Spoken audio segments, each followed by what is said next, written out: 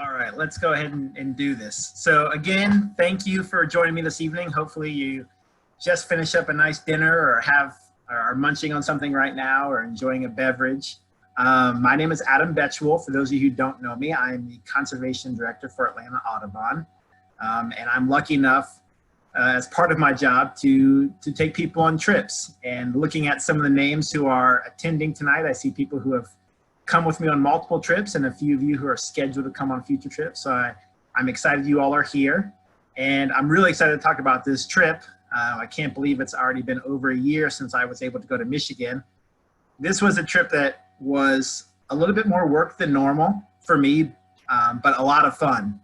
Oftentimes when I'm doing a trip outside of Georgia or Florida, both places I bird watch quite a bit, we have a local expert who helps me and is kind of a co-leader. But for this one, I did it all alone. And so it took a little bit of extra planning, but it paid off. And I was really happy with the way it worked out and somewhat proud of myself.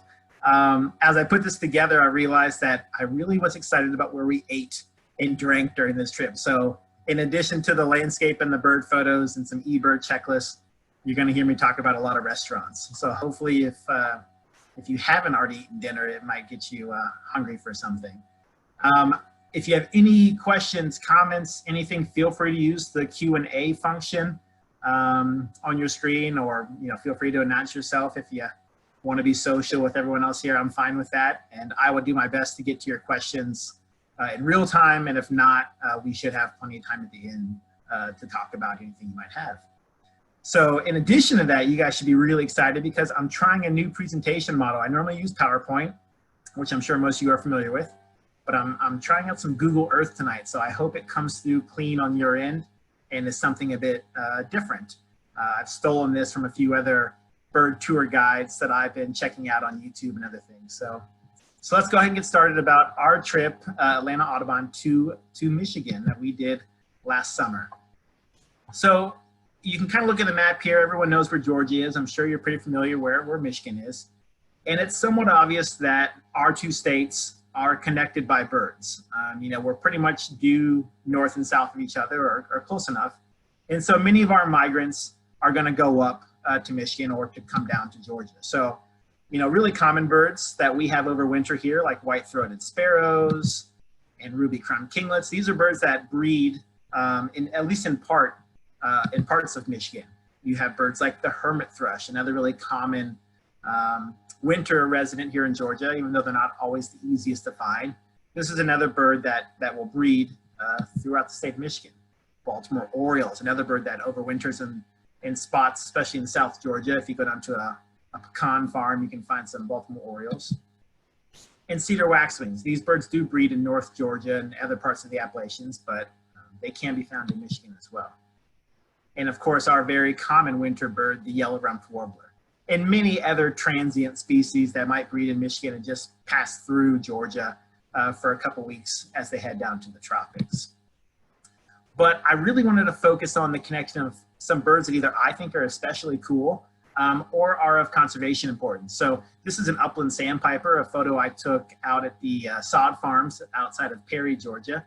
And these are birds that do breed in Michigan, and they briefly stop in Georgia in the spring and in the fall, on their way down to southern South America.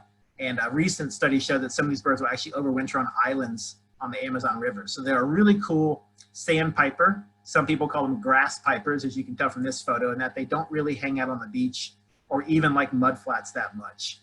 They prefer short, stubbly grass, and like I said, in this case, a sod farm. So upland sandpiper was a bird I was really hoping we would find on this Michigan trip.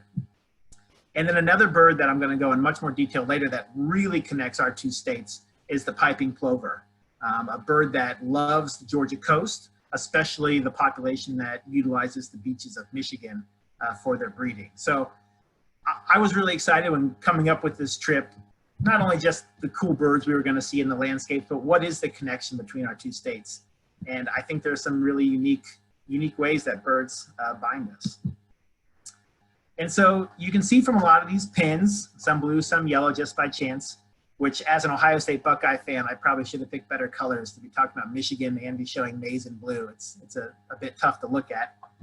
But this is where our trip was focused. Pretty much all the dots or pins or places that we went or places of interest. And so we were mainly in the northern part of the mitten, the bottom part of the state, and then a little bit in the eastern upper peninsula, as you can see. And so we were able to fly in with a quick stopover in Detroit to Traverse City, the cherry capital airport, which I thought was kind of a cool name. And I'll tell you later about some cherry products that we consumed during our trip. But it's a beautiful little town. This is my first time to this part of Michigan. I have been up to northern Michigan before to look for birds, unsurprisingly. But this was my first time to Traverse City, and I'll show some more photos later. But it was a really quaint little town, and we arrived at the little airport, excited for just all the birding that Michigan has to offer. There's so many, again, of the birds that only migrate through Georgia that are breeders up here, and get to hear them sing and in their full colors, and the excitement was palpable as soon as we got off the plane. And so here was my crew that was kind enough to join me on this excursion. We were able to find this charter bus company, Blue Lakes by the Bay, I believe was their company name. And it worked out really well. And I believe we were their first bird watching group.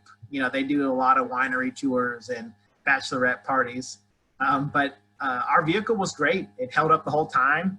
There was one incident, which I'll talk about. And our driver definitely brought a lot of energy to the group, and of course was kind enough to take this photo. And here's kind of what we were dealing with the inside. Basic but comfortable. And none of the drives were too long, maybe a couple hours at a time. But here we were, ready to go, fresh out of the gate, time to go chase some birds. So out of Traverse City, we headed to the east. We were going to be staying in a town called Grayling, but our first stop was south of there at the Houghton Lake Flats. So you can see Houghton Lake over to the right there. And then this kind of rectangular wetland marshy area was somewhere that I wanted to go to and had found during my research. And I wanted to go there because a lot of cool birds could show up there, but there was one special species I really was hoping we could find. And so pretty soon, actually I can zoom in here and show you, there's a nice little kind of overlook where you can walk out, and that's where we were exactly looking for birds from this little gazebo patio type structure. And pretty early on, we were greeted by mini osprey. There were multiple breeding pairs on platforms out there. You can see there's the marshland in the background. So of course they were red-winged blackbirds and other birds that kind of enjoy that habitat. Ring-necked ducks and a lesser scaup was still around, a couple sandhill cranes. But the ospreys, I never tire of seeing those birds. But the main one we were hoping for, and we had lots of success with, was the black tern. So the black tern is kind of a tricky bird to get in Georgia. We're about to enter the time of the year where they do pass through, normally in a much more mottled appearance. And so I thought it'd be neat to try to find them on their breeding grounds in that jet black and kind of silver winged look. And like I said, first stop right there, bam, they were very cooperative. So it was a great way to get things started. There were multiple pairs nesting out there. And just, as someone leading people about, it was nice to have those first cool birds waiting for you right when we started. Another bird that we had there, of course, was the grateful heron. And I was going to show you, see if I can pull this up. Here's our Ebird checklist. Some of you are probably familiar with Ebird, and I don't want to spend too long showing you just random lists of birds. But here were some of the birds that we had, upwards of 10 black terns, multiple pairs of sandhill cranes. We did have a couple cool warblers, yellow warbler, American redstart, common yellowthroat. We're going to see plenty more of those on this trip, but they were our first taste of all the warblers that we were going to have on this trip. So by this time, we'd already been flying from Atlanta to Detroit to Traverse City. We got in found our driver, got in the charter bus, drove, an hour or so to the east. We got to this spot, and of course, we were somewhat ready to get to the hotel, but we squeezed in one more birding spot. And so we went nearby, just a little bit to the west, to this Mickelson's Landing. And here's my photo that I took that day. You can kind of see the marshland. And now this is really late May. And you'll see in a lot of my photos, people are wearing sweaters and jackets. And if you remember last summer and spring, it was awfully hot. And so despite the gray skies and the lack of greenery, at least here, it was very welcome. It was quite nice for most of the trip. We did have one or two really cool nights. But this is what the marshland looked like here. And I was actually rather surprised and delighted about what we had. So we kind of stopped at this little turnaround. And again, it was greener than what you're seeing here. And we had a drumming ruffed grouse, which was a really cool bird, a bird that I think that was the only one we had the whole trip. It never came out in the open for us. It was a herd-only bird, which is always so frustrating as a bird watcher. But we had that ruffed grouse. We had plenty of grosbeaks and orioles and a good number of warblers. We did have a nice flyover of this adult bald eagle, which gave us some pretty good looks. We had some more sandhill cranes at this spot, mainly just flying past over the marsh. Lots of swallows here too, barn swallows, tree swallows, rough-winged swallows.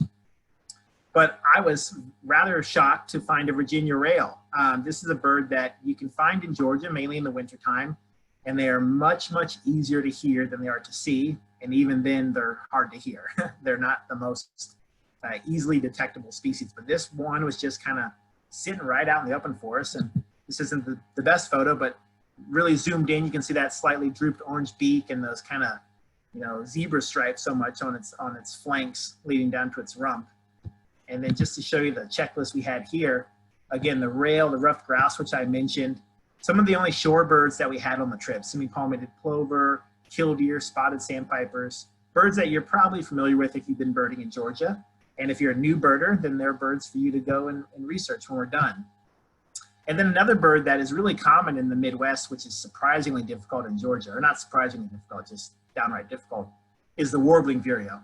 This is a bird that there's only a couple records each year in Georgia, but once you get up in the Midwest in the summertime, it's hard to not find vireos, warbling vireos all over the place.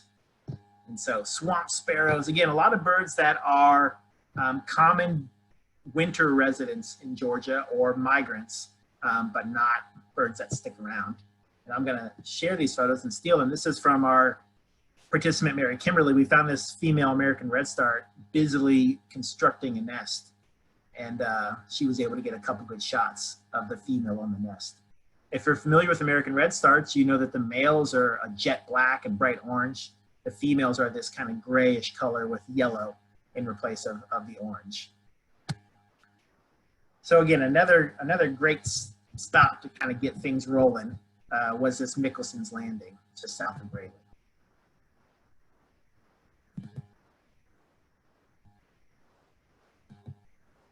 There we go. So I mentioned Grayling. Grayling is just north of where we were, right off of 75. And there's not much going on in Grayling. This is where I had been before. I came camping with my wife a couple years ago, again, to do some birding. She's a very understanding spouse. And there's not much going on. You can see that there is Camp Grayling. There's a military base and a nice airport right here, but a pretty small town. And I'm sure for most of the year, rather cold and inundated with snow. And once we got in, we went out to our first dinner and we went to Paddle Hard Brewing. For those of you who do know me, you know that I'm a bit of a beer guy.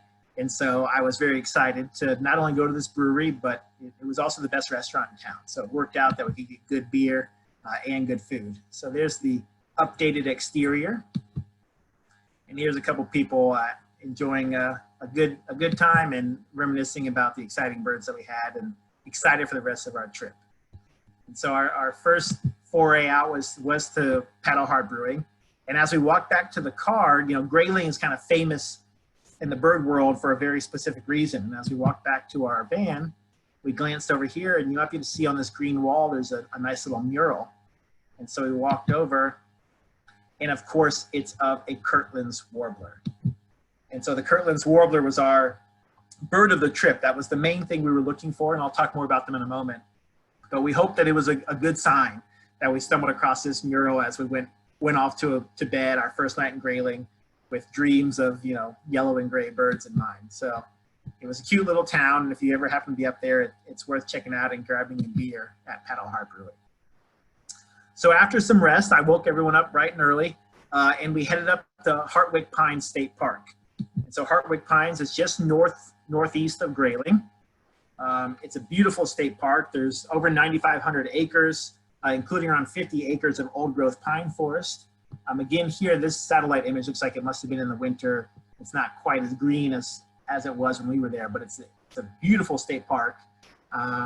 and it's got, you know, an old logging museum and an old church and wonderful, wonderful birding. And so we met here early, our first full day.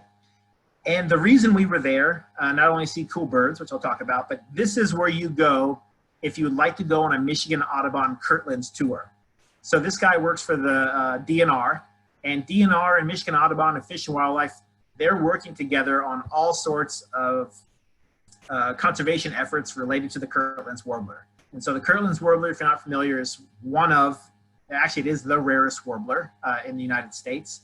It was just recently delisted from the Endangered Species Act, and it requires a lot of habitat management up where they are. And so there are certain locations where these biologists are maintaining the habitat to assist the warbler. And so to get access, you have to pay and go on these trips. And so we meet at Hartwick Pine State Park. This guy gave us a great energetic talk about the conservation work, again, about habitat management, brown-headed cowbird reduction, and other steps that are being done to help these birds. And so after we heard his spiel and learned about the birds, we hopped back on our bus and we went to our first spot, which is the Chase Bridge Road. And you can kind of tell from this aerial image, you can see two little dirt paths kind of making a V, and you can see kind of the pattern in the green space, which is indicative of the work that they were doing. And here is what the habitat looked like. So the Kirtland's warbler specializes on jack pine forest. So those are jack pine trees that you're looking at. But not only do they only like jack pine in sandy soils, they like jack pine that are only, you know, 5 to 15 years old and only reaching a certain height. And so historically there would be wildfires that would burn this area and keep those forests low, a lot like what we see here in Georgia, especially in the southern, you know, half or 2/3 of our state. And so again, that's another connection, is this importance of fire maintain habitat in Michigan and in Georgia. So we were out there on a foggy morning, walking these trails. We had wood thrush and Swainson's thrush and hermit thrush all singing, which is just amazing if you know what those birds sound like. We had a gray ghost, which is a name for a male northern harrier. They're beautiful light gray and white bird. You should check out if you haven't seen them. Most of the young birds and females are brown, so it's kind of uncommon to see a nice gray male. I'm going to try to play a video from my Instagram account. Hopefully there'll be some audio here. This is from that morning. And that little song right there is the Kirtland's warbler. Do, do, do, do, do, do. Right there. And so we were lucky enough to have, you know, an overcast morning, but the birds were active. However, they really made us work. They were not giving the best views, but we did have lots of singing males. I think we had upwards of 5 or 6 males singing all at once at this property. So Michigan Audubon people came through, and obviously their management at this site is working. So it was a great start, and we ticked off the best bird of the trip. So as a guide, that's always the worry, is, you know, getting the big birds and of course keeping everyone safe. And so if you get the near endangered, you know, rare bird the first morning, it definitely takes a load off of your mind for the rest of the trip.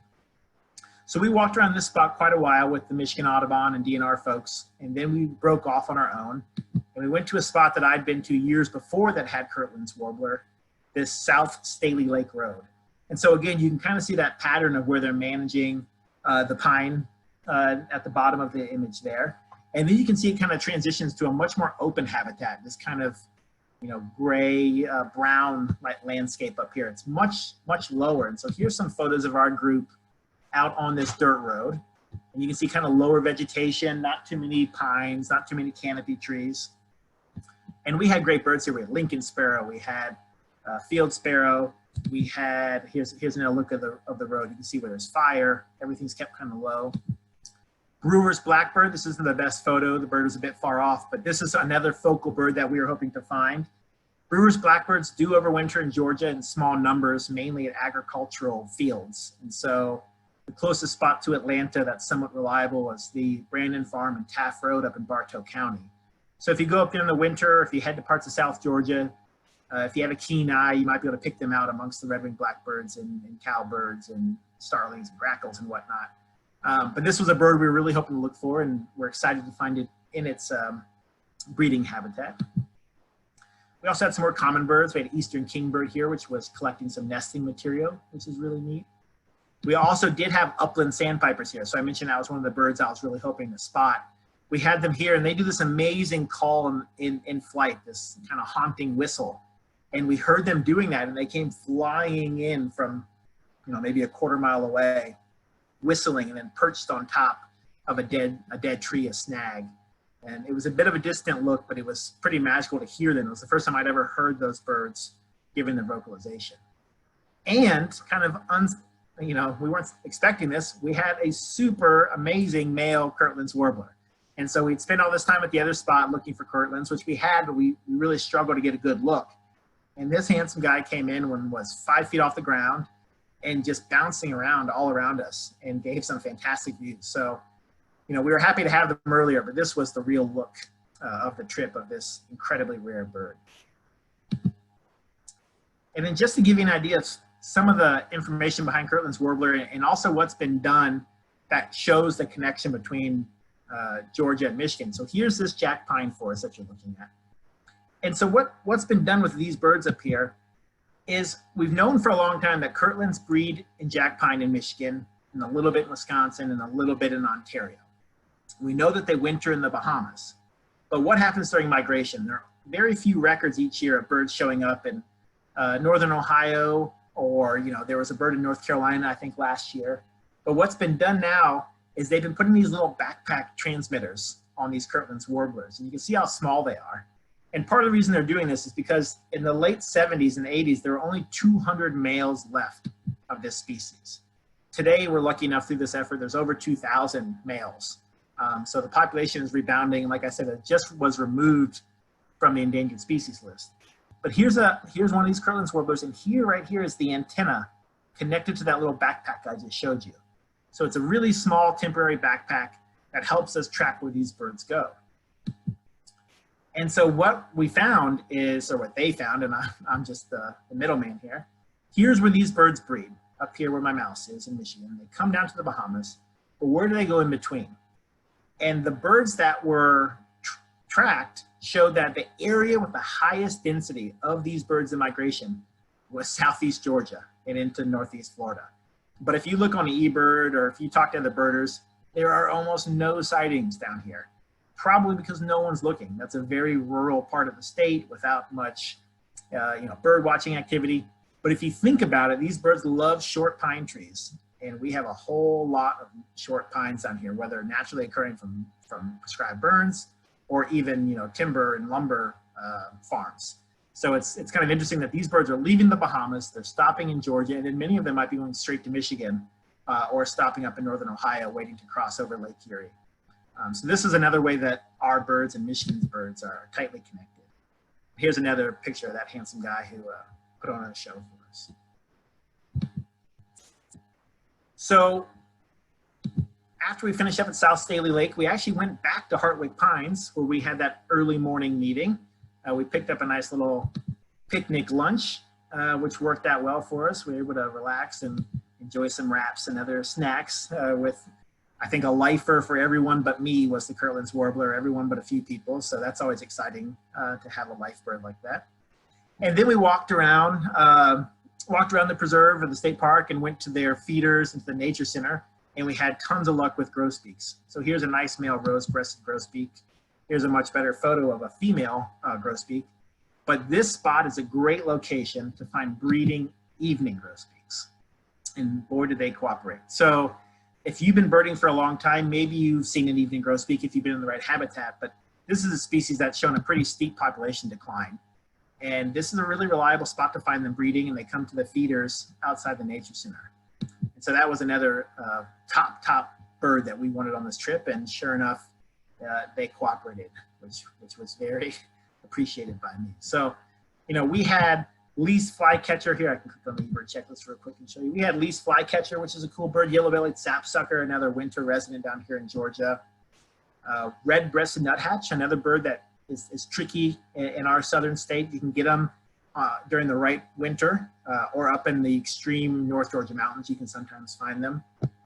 And then look at some of these warblers we started to pick up. Lots of ovenbirds giving their teacher, teacher, teacher song.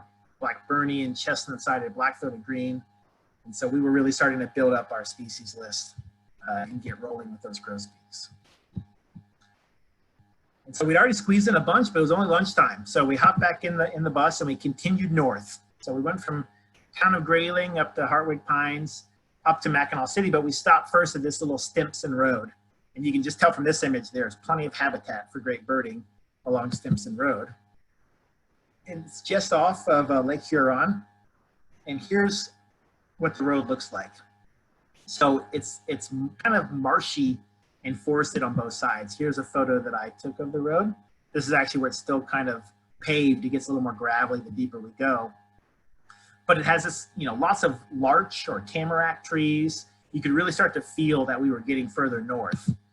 We had some cooperative veery. So this is a nice veery. And I got this photo because it was singing and it showed off those throat feathers. These birds, like the wood and Swainson's thrushes that I mentioned earlier, hermit thrushes, we heard all of them singing. And these thrush species have metallic flute-like songs, which are just fantastic. And we had more osprey, a really common bird throughout most of our trip. With all the lakes that Michigan touches, it's not surprising that we had those birds everywhere. So we continued down Stimson Road to another birding spot called Dingman Marsh. And so here you can see the expansive marsh. You can see this nice open pond of water. And here's a nice shot of the water. And you might notice in the upper left here, we had a bug. This was maybe the buggiest spot of our trip, but we got really lucky. It had been kind of a cold and wet spring for Michigan, which doesn't sound that enjoyable, but it means the bugs really hadn't come out in big numbers yet. And again, I'd been to this region before, and last time I was there, the bugs were intense. And so even though it might have been a bit chilly, we were thankful because we were not getting swarmed by bugs. So at this marsh, we had a nice trumpeter swan. We had some great egrets, which actually ended up being the only great egrets of the trip.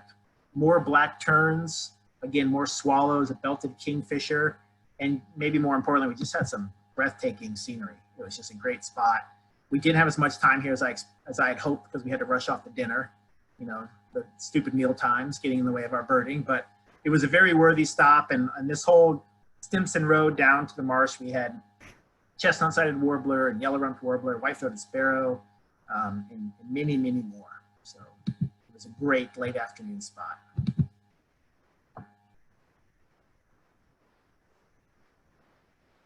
So now we're up in Mackinaw City, and I told you I was going to talk about the food.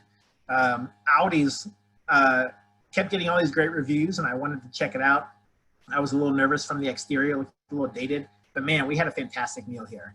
And it was, I don't know, great bonding. We had a nice private room, and it's kind of tough on birding trips because sometimes you're going to remote locations or you don't have time to get good food. And I was really trying to focus on having those good experiences to mix in with the birding. And I think people on the trip will comment that they enjoyed themselves as well away from the birding. And this was just a great spot. So if you happen to be up there looking for something a little bit nicer, definitely check it out. And so that had us going back to the hotel full and happy with lots of life birds. And the next morning we're heading up to the Upper Peninsula. So here's the Mackinac Bridge. That's right where Lake Michigan and Lake Huron come together. I can show you a little aerial photo here. And so we took the bridge up to the Upper Peninsula. The bridge was constructed in the late 50s, and it's over 26,000 feet long. So it's quite the bridge.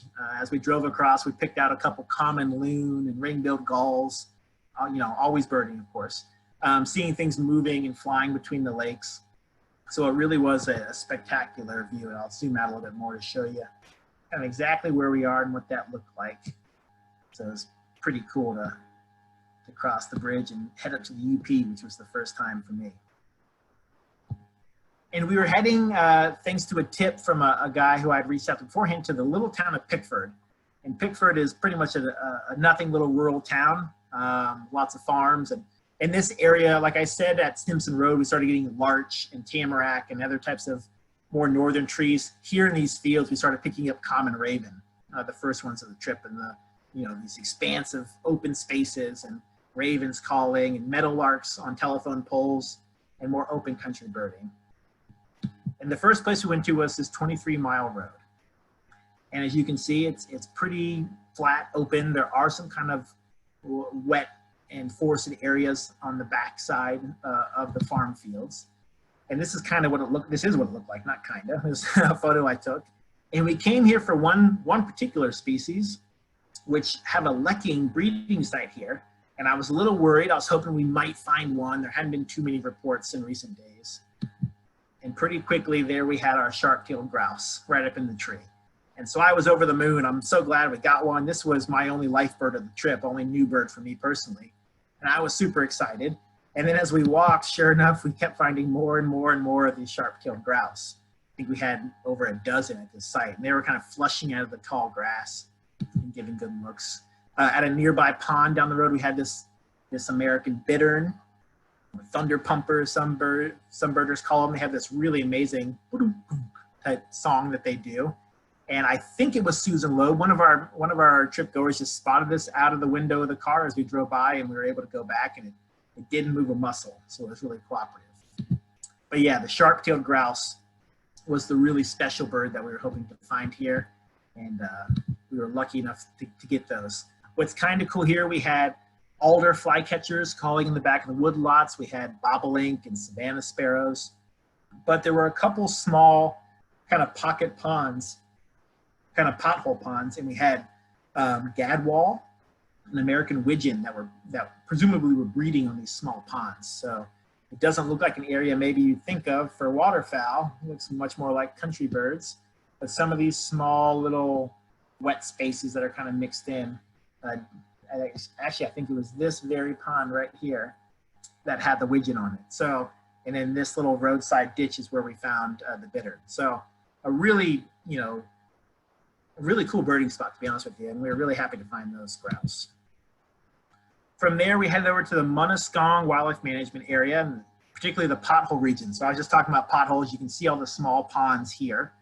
And this is a spot that ideally we would have been to a little bit earlier. LeConte sparrow breed here, but they like to sing really early. And the sunrise was really early up there, and I wasn't going to make everyone get up at 3 or 2 in the morning to get there in time. But I don't think anyone was too sad because we had these really showy male yellow warbler. We had good looks at bobolink, nice male sitting on top, giving their R2D2 songs. Here's kind of what the area looked like. And again, it can be good for waterfowl. We had snipes in the area doing some of their winnowing. We have snipes here in migration in the winter, but they don't always vocalize or rarely vocalize. So to hear them call was another added bonus to this particular site. And so we drove around here, and then we continued northward. And so, as you might be able to tell, I'm a bit of a planner, and I really put in a lot of work here. But this was the area I was a little nervous about because we were losing cell service, so it's hard to find restaurants. There weren't too many options. I had a place picked out and it ended up being closed. And lo and behold, the Pizza Patch came and saved the day for me. So this was just a little pizza spot in the middle of nowhere that luckily could serve us quickly so we could keep birding. And the other funny thing about this spot is I believe we had our only pigeons of the entire trip at the pizza place. And so not only was it good food, and good food in the literal, kind of middle of nowhere, way up here in Chippewa County, but it provided us some, I won't call it good birds, but new birds. And you can see kind of Sault Ste. Marie over there, Sault Ste. Marie over on the border with Canada. But we were heading further north and west, and I had got a tip of this area near, I think it's Racco or Raco, about black-backed woodpecker. Now, black-backed woodpeckers are a boreal species, and they love these open areas. They love where there's been fire and there are dead snags. And I'd been told from a guy who had helped me out that, hey, this is a good spot for them. It's, never reliable, but give it a good look and you might get lucky. And so we were driving in some really remote Forest Service roads and making our driver a little nervous. And I told him, hey, don't go anywhere that you're not comfortable driving. And we were heading down here looking for the woodpeckers, and we got stuck. The roads became very sandy, and there we were. And this was, kind of middle of the afternoon, maybe 1 or 2 o'clock. And again, we are so far in the middle of nowhere, and we're out in this vehicle. And so, of course, I was getting more than a bit nervous to try to figure this out. But we put our heads together and, figured out what we could do and how we could get out. And luckily, after not too long of trying, we were able to get out. This is the victorious moment that we broke free from the sandy road to the right and made it over to this other road, which we should have been on the whole time probably. And here's everyone slowly walking back to our now freed vehicle. So, you know, there's got to be some scary moment for the tour guide, and this was definitely it. And we, you know, we got out of that pretty quickly, but it definitely made my heart race quite a bit. And while we had no woodpecker here, we did pick up common nighthawks flying during the day, which is always really cool. We had our only pine siskins of the trip, and plenty of eastern bluebirds and flickers and other woodpeckers. So it was still a beautiful and almost eerily quiet landscape. It did not give us the rare bird we wanted, but it was, it did provide a good story to tell. So as we zoom out here, you can kind of see where we were. So we came up over the bridge here to the right. You can see all these pins. We went over to Pickford and the 23-mile road, then over to Raco, and now we're heading up to Whitefish Point. And I wanted to zoom out here because Whitefish Point is a famous migratory hotspot for bird watching. And one reason it is because of the structure of the land here. So a lot of our migratory birds will build up on the northern shore in the spring and the southern shore in the fall of the Great Lakes. They're going to wait for those perfect conditions to make their flight across that body of water as easy as possible. And so Whitefish Point, just the geography of the land and the habitat they have there, often causes birds to kind of funnel down this natural little tip that sticks out into Lake Superior, which by chance was our third Great Lake of the day, which is pretty cool. So here's kind of this spit here at the end of Whitefish Point. And again, you can just imagine all these warblers and blue jays and sparrows and raptors kind of coming right to this little point and waiting for the right wind and then taking off over to Canada. Also lots of waterfowl and raptors will take a similar route. And so we made it up to Whitefish Point, this famous birding spot. This was the first time where it really got kind of chilly. It was not warm up at Whitefish Point that day. And there's not much there. There are some historical buildings. And this is the Owl's Roost gift shop where they have all sorts of, you know, birding knickknacks as you'd expect. It's also the headquarters for some of the researchers that are there. They have their birding checklist on the outside wall that you can update whenever you see some new species. And so we checked this spot out and did a little shopping. We walked out to the beach to the tip. Here's one of the lighthouses, and you can kind of see where the trees give way to the beach habitat. And they do a lot of raptor and waterbird migratory counts. And so this is the waterfowl, the waterfowl count. So, you know, someone who loves birds and is training to be an ornithologist will go spend a season and sit in this little shack and count hundreds and thousands of birds that will fly by heading to Canada. So, for example, this past year, they had 5,000 long-tailed duck in a single day. Or in the raptor count, they had 800 sharp-shinned hawks in one day. And that's just a few of the cherry-picked species. Huge numbers of birds that are flying over. In general, or in total, there's been 340 species seen at Whitefish Point, which puts it right up there with Mackinaw Marsh or Point Pelee, Presque Isle, Montrose. These are, you know, kind of the famous Midwestern bird spots. And it's right up there with them. Here we had some red-breasted mergansers. We didn't have too many waterfowl the day we were there, but we had some red-breasted mergansers. We had 40 blue jays sitting at the feeders behind the gift shop. So, you know, we all see blue jays here probably, but it was neat to see such a big group of them and just imagine that night or the next morning they were going to fly over the lake probably to move on to Canada. White-crowned sparrow, real handsome bird, was showing off for us. And again, a red-breasted nuthatch, a bird that is not so common here in Georgia. And this is in addition to the many, many warblers that we had that I was unable to get a good photo of. I think the next photo I can show you the checklist. But we had all sorts of good warblers here as well. But the blue jays were a cool bird, but we had a much cooler bluebird, which is a lazuli bunting. So this is a bird that's traditionally out west. So maybe if you birded out in California or Utah or parts around the Rockies, you've seen this lazuli bunting. This was only, I think, the 4th one ever found in the state of Michigan. And it happened to be found the day before we went to the Whitefish Point. So we were very lucky to show up, and this bird was waiting for us right at the feeder. And so in addition to the mergansers and the blue jays, which you can see here, we had ravens and black-capped chickadee. You know, somewhere around mid-Ohio, the chickadees transitioned from Carolina chickadees to black-capped chickadees. So we had those. We had Eurasian tree sparrow, which is a non-native. It's a close relative to our house sparrow. But these birds originated when they were introduced to the United States in St. Louis. And they've kind of broken out into a couple small populations. And it's not completely unheard of to see them up in Whitefish Point. But that was a life bird for many people on the trip. Pine siskins, orioles. And then here we did stumble across a nice little flock of warblers. Redstarts, Cape May, magnolia, black Bernie, and again, chestnut-sided palm. So we had a really great birding there, especially considering it was the middle of the afternoon. So we briefly ran back to the hotel and then came right back to Whitefish Point. And that was because thanks to our work with Michigan Audubon, our collaboration and them being so nice of partners, they were able to get us in the very last night of the owl banding season. And so I mentioned they do waterfowl counts, they do raptor counts, they do songbird work, but they also do owl banding. And so this night it was pretty chilly. The winds were really howling. A few of us were brave enough to go stand on one of the observation towers and hope an owl would fly by at dusk, but we had no luck.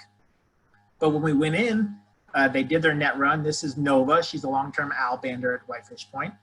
And they had these amazing saw-whet owls, these little teeny cute owls. There's her partner, Chris, who's been owl banding with her for many years. At this station, they get a lot of long-eared owls, some great gray owls, boreal owls, and then northern saw-whet owls in pretty big numbers. And so you can see how cute and teeny these little birds are with those amazing yellow eyes. And so we were lucky enough that on the very first net run of the night, they caught those two owls. So we didn't have to stay up too late to get a good look of them and learn about their research and see all the fantastic photos that they've taken of owls that they've caught and other birds up at Whitefish Point. And so I always tried to, when possible, mix in some of these conservation and educational opportunities in addition to just the fantastic birding. And so we were really lucky to catch some owls then. And so just south of Whitefish Point is where we stayed in Paradise, of all places. We had a nice hotel here with beautiful shots of the lake. We had some common birds hanging out like ring-billed gulls. This was a bit painful. This is a yellow-bellied flycatcher. This was the only one we had on the trip, and I found it all by myself when I was killing about an hour outside, just always birding and catching some fresh air. So unfortunately, no one else on the trip was able to see this bird, but yellow-bellied flycatcher. And again, this is Lake Superior, which seemed much darker. I know it's a cloudy day, but just the water did not seem quite the vibrant blues of Michigan and Huron that we'd seen. Paradise is also great because nearby there's a lot of true boreal habitat. And so we birded around Paradise the following morning around the hotel and then a few other spots. And this was the only real miss of the trip. We didn't do well with the boreal species. We were unable to find spruce grouse, which that was going to be a tough bird, but no luck there. No crossbills, no gray jay, or now Canada jay, excuse me. So good birds here, but not the specialties that we were really looking for. But again, you can see it's just down the road from Whitefish Point, and lots of intact forest land just to the west. And so after that morning birding and some lunch in Paradise, we headed south for a pretty long travel day all the way back to Traverse City. However, we did stop in the town of St. Ignace, and it was right here. So we previously stopped in Mackinac on the northern part of the mitten of Michigan, and now we're at the southern part of the Upper Peninsula. And as I told you, I'll shout out another food place. We went to the Gangplank, and I think almost everyone had whitefish, which makes sense since we're right there, not too far from Whitefish Point. And we had a fantastic lunch. This area, or this spot, is kind of a enclosed patio, so it was a bit chilly, but it offered us some great looks of the water, and we picked up new birds for the trip like common tern and many other water birds kind of moving up and down along the marina there. And then we headed to Straits State Park, which again is the very southernmost part of the Upper Peninsula, which provided us some amazing views of the Mackinac Bridge and back to the lower part of Michigan. We had some cooperative red-eyed vireos, really showing off that namesake eye. And again, this was another fantastic warbler spot. I think we had I put down 15, I think, American redstarts. We had so many redstarts. We had Nashville warblers, which is a tough bird to get down in Georgia, but we had loads of those, black and white, black-throated green, you know, many warblers. And again, that's the common tern that I mentioned earlier. So those were some new birds for this trip. Kind of the beachy habitat right there. So this was a fantastic spot for us to, I don't know if we got any new birds there, but just the number of warblers, many of which you would assume could have just flown across the strait here, and many of which were also already breeding. It was great to see that. And so after a couple hours driving all the way back down, we were in Traverse City, back where we started at the airport. And again, as I mentioned, this was a fantastic little town that I hope to go back to someday, even if I'm not birding. Just it was such a quaint little place. Here's the main area. We were staying at a nice hotel right on the water here, which is just outside of view. But this is kind of the main drag. And after that long day of being in the car and doing some early morning, we kind of relaxed. We walked the strip here. We went to this Amakal, or however you pronounce it, this restaurant, which was, I think, the meal of the trip. It was a fantastic dinner. Again, we were happy to be in slightly warmer locations and again, kind of talk about the birds being seen, and the dinner was amazing, and dessert, as you can tell, was right up there. So if you happen to be a foodie who likes the bird and is heading up to Michigan, this is another must-try location. And so we called it a night at that point. We had a long day, of course, the next morning, getting up and birding, and I guess I'll stick with the food theme. Maybe the only food we had better than that Amakal was this Common Good Bakery. And this literally might have been the best bakery I've ever been to in my life. I haven't been to Europe, but in the States, this was just fantastic. It was so good that the following morning, we went back and got more breakfast there. I was just looking for a place that had breakfast sandwiches to keep us going throughout the day. And it was just phenomenal, the food and coffee that we had at this place. And a great way to start our last full day in Michigan. And so after we loaded up with all the provisions that we needed, lots of extra scones and muffins for the rest of the day, we headed nearby to the Boardman Lake, specifically the Logan's Landing, this kind of little peninsula area that juts out at the lake. And we came here for a few reasons. One, they do have mute swans. So mute swans, you might know, are not native to the United States. They are native to Europe. But in the Midwest, they are an established feral species. So if you want to count a mute swan for your birding life list and you haven't been to England, for example, you can go to Michigan and Ohio and other places and find these mute swans. And there were cygnets, you know, baby swans everywhere. So they're quite a striking bird.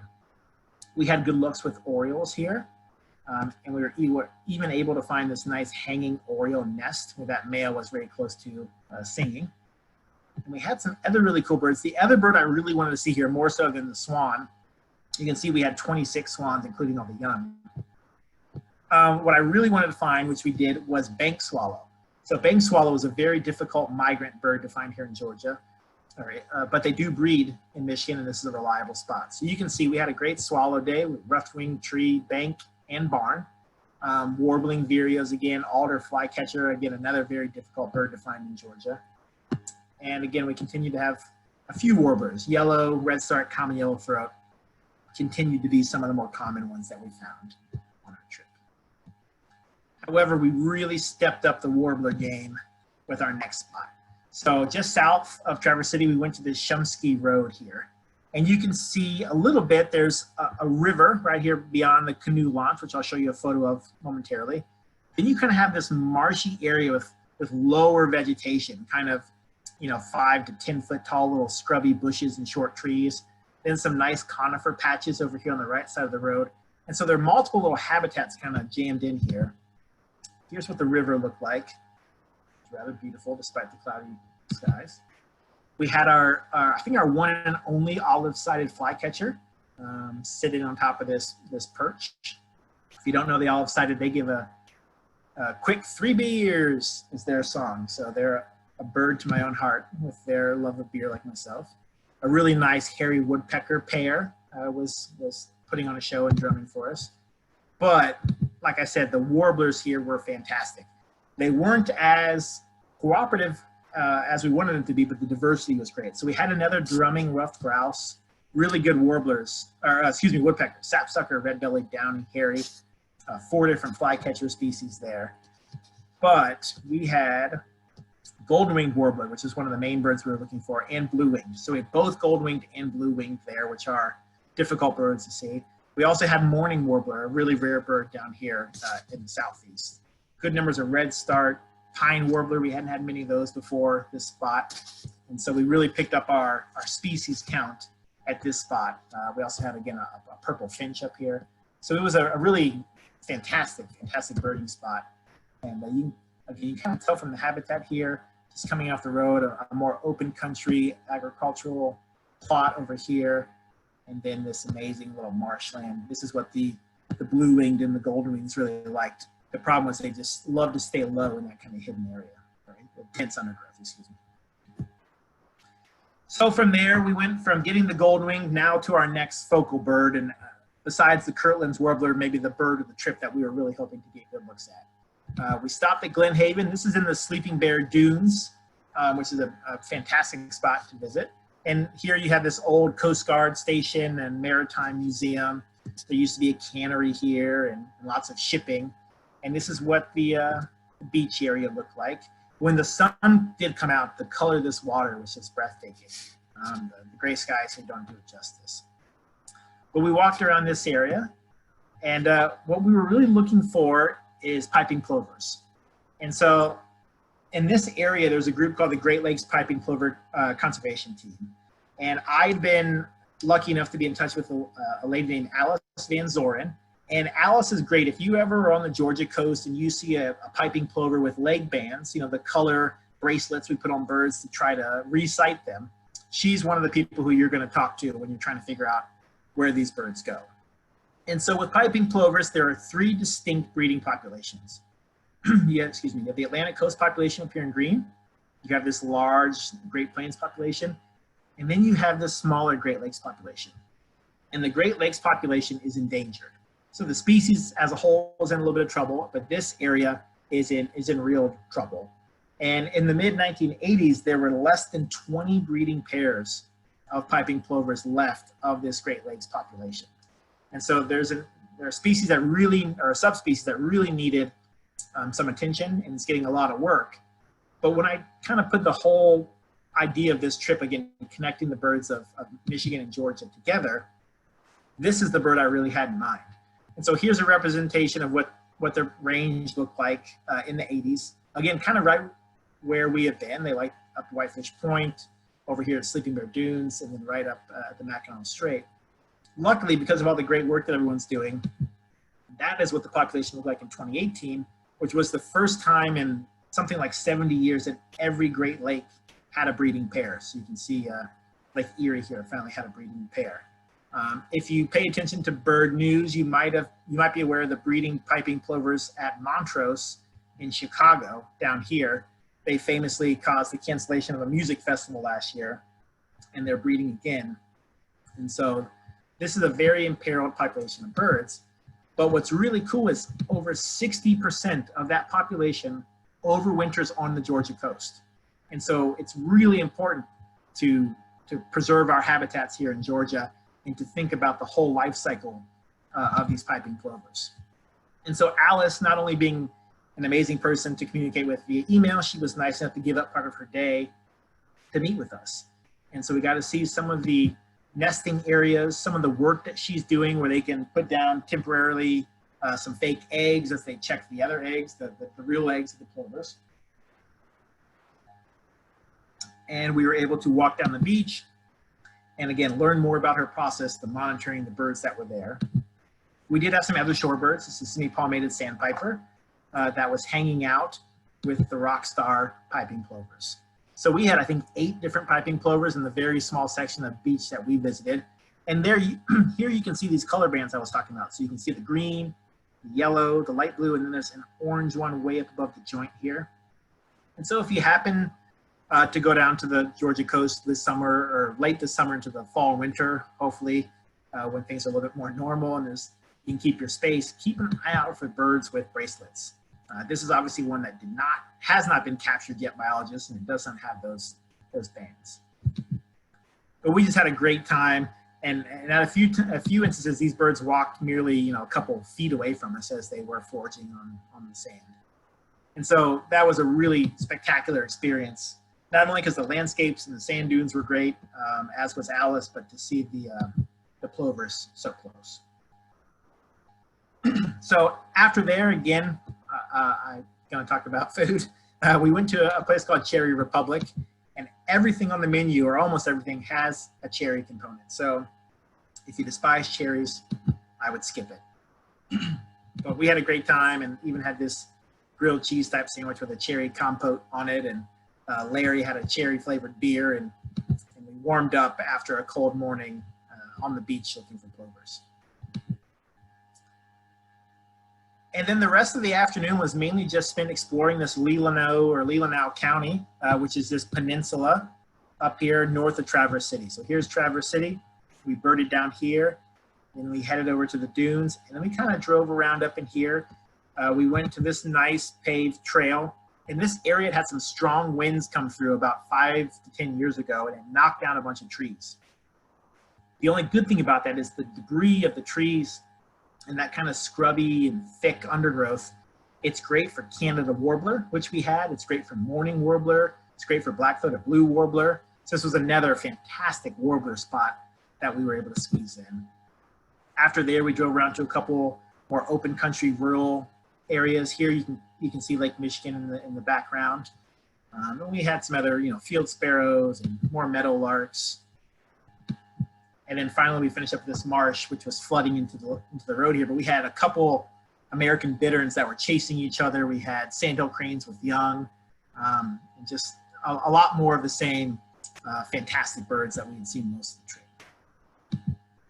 We had originally thought about squeezing in a vineyard stop up here, but we're pretty beat and running out of time. So we headed back down to Traverse City. I did want to jokingly point out that we did get a first bird for the trip on the way back at this little farm, which was a pair of house sparrows. The only house sparrows we had on the whole trip were sitting outside this barn when we were stopped at this red light here on this road. So we did get house sparrow for our trip. And then what birding trip would not be perfectly, come to a nice end without stopping at Rare Bird Brew Pub. So again, my obsession with birds and beers and food, this was the perfect cherry on top for the end of our trip. I think many of us got our t-shirts and enjoyed a couple good beers and looked over menus and life lists. And one thing that's really cool, if you happen to have an old Golden Guide or an old Peterson's, you know that they have these silhouette images on the front and back panel of the book. And so it was pretty cool to see them use that theme on their wall artwork, silhouettes of birds of Michigan and other areas. So good beer and great birds, and just a fantastic way to kind of finish up the trip. Many of the group did leave early the next morning. Some of us did stick around, but we were no longer able to utilize our trusty bus. And so we were stuck to foot traffic, which was fine because there was this amazing recreation trail that we could walk along right along the lake here. And we actually did get a new bird that final morning. We had some Caspian terns were flying up and down the water here. We finally had, as you can see here, some nice sunshine early in the morning. And we walked along the bay, and again, this was the downtown Traverse City in all its glory that final morning with this old classic theater and plenty of great views of the bay and the rivers of the area. And there was our final lunch spot. And so that was kind of the loop that we did. We started in late May. I think the 28th was our first day. It was a 5-day trip, went into early June. And all total, in that relatively short trip on these spots, we had 145 different species of birds. And so here's our species list. I mentioned many of them. I don't expect you to read through them, but some other birds I forgot to mention. We had some nice Sora that were calling. I mentioned some of the flycatchers. We had blue-headed vireo, so we ended up having 3 different vireo species. Ravens all over the place. Some other good wading birds like green heron, broad-winged hawk. I mentioned all the finches and grosbeaks that we've done well. We actually did really well with sparrows too, with chipping, field, white-crowned, white-throated, vesper, savannah song, Lincoln, swamp, towhee. So we did very well with our target species. And then, as I mentioned a few times, 23 different species of warblers, which is kind of what you're hoping for when you get up to those northern forests of the upper Midwest and into Canada. That's where all those warblers, many of them, love to go and breed. So it was just a fantastic trip. The scenery was great. The birding was good. Here's a very vocal Wilson's warbler that we had on our first day. Again, we got to experience some of these kind of really amazing early mornings out in coniferous jack pine patches and rocky beaches. And again, the birding, this red-eyed vireo putting on for us. And as I always like to give a shout out, the group was amazing. As always, we had a ton of fun. We got photobombed by a common tern here. But everyone was great and easy to travel with, and just brought a lot of enjoyment and energy and fun to the trip. And so with that, I'm happy to take any questions or comments. We do have some trips scheduled for next year. Hopefully we'll all be in a place where we can do so. I think all of them are full currently. The next trip that I know of that's not full, that's outside of our region, is to Minnesota over a year from now. If you are really brave, if Michigan looked cold, the Minnesota trip's going to be really cold because it's in the dead of winter, but you'll get to see some amazing birds like those boreal species I mentioned, and hopefully great gray owl and boreal owl and other things. But we're hoping to be offering more and more opportunities to get together and travel and safely look at birds whenever we can do so. And yeah, if there aren't any questions or any comments, I hope you have a great evening. I hope you all stay safe and that you will continue to check us out. At Audubon, we're going to have more and more digital content, webinars, ways to engage everyone at a distance. We are starting to offer field trips in small numbers. We are requiring registration. We're capping them at 10. You must wear a mask if you want to join us. There's no carpooling, so we're trying to be as safe and responsible as possible as we find ways to come together. Gavin did just ask, besides the blackback woodpecker, which I mentioned was the bird that we almost got stuck looking for, what was the biggest miss of our trip? We didn't miss anything super easy. You know, there's kind of two ways to look at a miss. You can be like, oh man, I can't believe we missed that bird. It should have been there. I don't think we had any of those, which is good. It was painful to miss some of those boreal species. So spruce grouse I knew would be tough, but I really thought we were in the right spot to see one. So spruce grouse was a bit of a bummer that we missed. Again, I mentioned Canada jay, red crossbill I knew would be tough. You know, another one that, two other birds that I knew would be tricky that I thought we could get, but we weren't, were LeConte sparrow, which I did mention. We were in the perfect habitat, but maybe just a little too late in the day. And the other one was Connecticut warbler. Not an easy bird at all. So again, we didn't miss anything easy, but I thought we'd have a shot at Connecticut and we missed. So I was happy with our total, but we definitely, some of those tougher birds eluded us when we were up in the UP. But you know, we did a pretty quick turnaround up there. We were only there for, you know, kind of a day. If we would have had another day or so, we probably could have cleaned up on some of those birds, but too many birds and too little time.